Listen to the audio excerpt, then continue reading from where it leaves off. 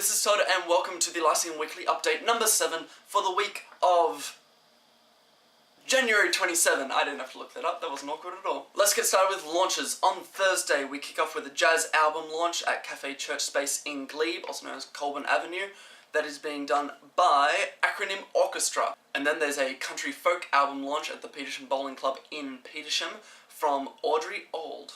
Then on Friday there's a hardcore metal album launch at Blackwire Records in Annandale from Hope Drone, as well as an alternative country folk EP launch at the Loft Bar Ultimo at the University of Technology, Sydney. That is being done by the Green Mohair Suits. Also on Friday is a hip-hop album launch that's happening at the Oxford Art Factory in Sydney from Reverse Polarities. On Saturday, one lonely metal EP launch that's happening at the Lyceum Hotel, Lyceum, and that's with Steel Swarm.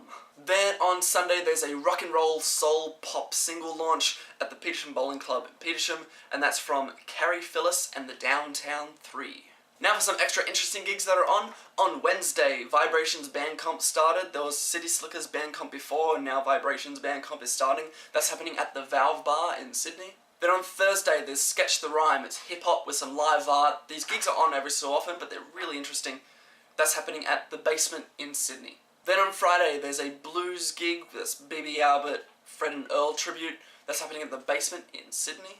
And finally, as a 20th anniversary tribute, at the Valve Bar, Sydney, Kang are going to be performing Green Day's Dookie in its entirety, along with some other punk bands that are playing on the night as well. Now for some news. First up in the news lineup, the Jolly Frog Hotel burnt down. I saw it start to pop up on Facebook and things like that. People are taking photos of the Jolly Frog Hotel on fire, and then the next morning there was an article saying that the entire place had just burnt to the ground. For those who may not know what the Jolly Frog Hotel is, it's out at Windsor. It had its big heyday in the 80s and 90s as a live music venue. It had a resurgence in 2006 and started doing live music again, but since that time it's kind of hasn't put on any music and the space hasn't been used for anything. It's disappointing that it burnt down because it still had the potential to do stuff. It's just the only reason it stopped in the first place was because out there didn't seem to have the audience. Apparently it just didn't pull enough people. But it is still a venue of old, and we should show it with some respect. Yes, that. Oh, that's a bit. Okay, that's better. And also, probably the biggest news of the week was New South Wales Premier Barry O'Farrell's plans for liquor and alcohol violence. It all kicked off when Barry O'Farrell announced that there were going to be some changes to legislation to curb alcohol-fueled violence. They could come in as soon as this week, but the actual changes wouldn't be implemented until late April. Those changes are 1:30 AM lockout for new customers, so if you're in a venue by 1:30, don't leave. A cease of alcohol trading by 3 AM, so the venue could actually stay open, they just can't actually sell you alcohol. Bottle shops will have to close by 10 PM. This isn't just for Sydney, that covers the entirety of New South Wales. All bottle shops have to close by 10 PM. There's also going to be a risk-based licensing scheme for venues. When they have to renew their licenses, they're going to have to pay a higher fee if they're in a risky area, so like King's Cross or something like that. They would have to pay through the roof. There's also a bunch of revised jail sentences for things like alcohol-fueled violence. Those jail sentences are going to come in immediately if the legislation goes through. I shouldn't say once, it's a bit depressing. If the legislation goes through, then it will be immediately focused on the jail time, all that other stuff about the lockouts, cease of alcohol trading, bottle shops, they'll come in late April. Aside from the bottle shops closing at 10 PM, which covers all of New South Wales, the other legislation to do with the lockouts and the cease of alcohol trading, that covers a redesigned area of the CBD. So the entertainment quarter, what that's going to be now. That area stretches from King's Cross to Cockle Bay and from the Rocks to Haymarket and Darlinghurst. There is a map of that area that has been put up. I will put it up for you right now. Doesn't it look pretty? Like a thing of death? Something to take away from this picture showing you exactly where the laws are going to come in. It can have a bit of positivity about it. It's being focused on the CBD in that very specific area. So if you're wanting to leave a venue by 1:30 and wanting to go somewhere else, the map doesn't cover Newtown. You can go to any of the pubs in Newtown, they will still be going. You can go to any of the other pubs along Parramatta Road. And that also means that Darcy Burns' plan for Parramatta Road, turning that into a live music hub, that's not affected by these laws. As long as the laws stay within the entertainment area of the CBD, Parramatta Road can still become a live music hub. The backlash that came up from it came from a few different places. Firstly was the Sydney Live Music Task Force. They were the task force put in place by Lord Mayor Clover Moore to sort out what was up with the live music scene in Sydney, and they implemented a bunch of points on how to fix it. Their concern was the impact on venues, in that when people are watching bands, apparently there's less consumption of alcohol, so the venue has to make up that break after the bands have finished in the early hours of the morning when people are buying more alcohol. Is that really how it goes though? Because at least from my experience, you go to a venue, people are drinking. Everyone's drinking. You go to a venue, you look at a band, you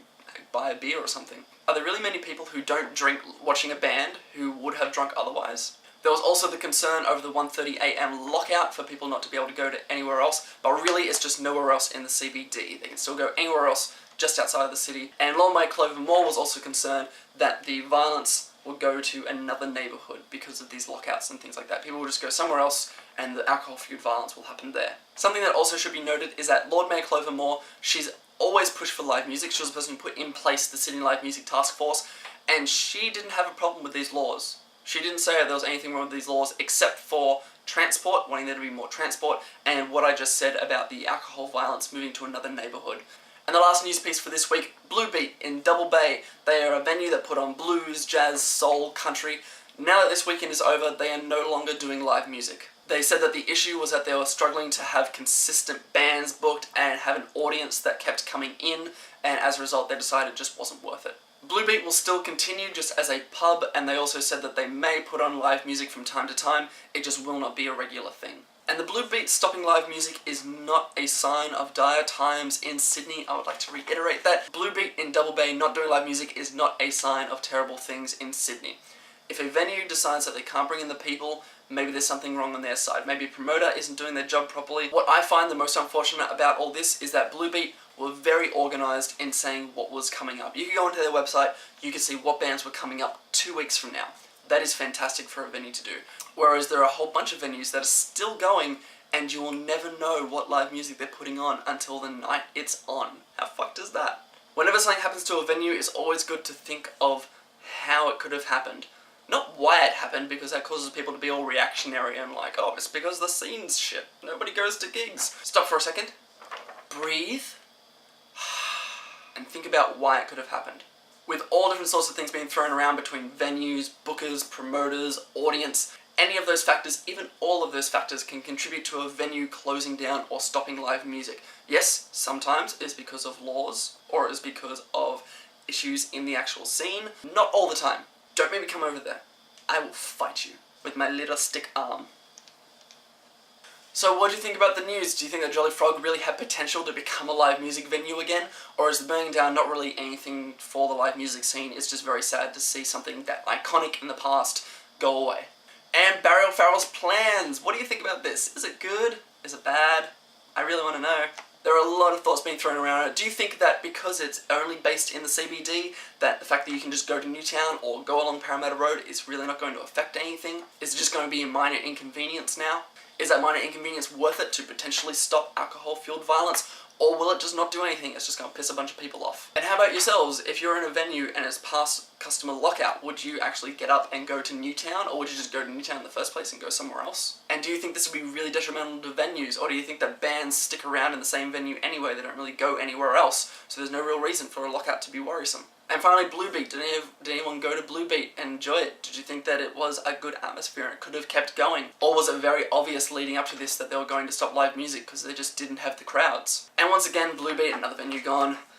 We salute you. And lastly, Band of the Week this week is the Brendan Clark Quartet. They are a jazz quartet with Brendan Clark being the double bassist. They will be having a gig this week at Foundry 616 in Ultimo. I believe it's on Friday. And if you want to have a listen to some really nice, smooth jazz, it's the kind of jazz you can just like sit back and relax to, but also that kind of jazz that just shreds on a saxophone. A snippet from one of their songs will be played at the end of the video. I'm sure I'm pointing the right direction now. So stick around and have a listen to that. And if you want to look more into any of the bands or the news mentioned today, all of those links are in the description down below. Just go down to there, click and check it out. And that is everything I have to talk about today. Like, subscribe the video, comment on the video, comment on Facebook, Twitter, Tumblr, wherever we are. Just say your thoughts, say whatever the hell you're thinking. I will be back next Monday with an update of the news and upcoming launches. Until then, be good.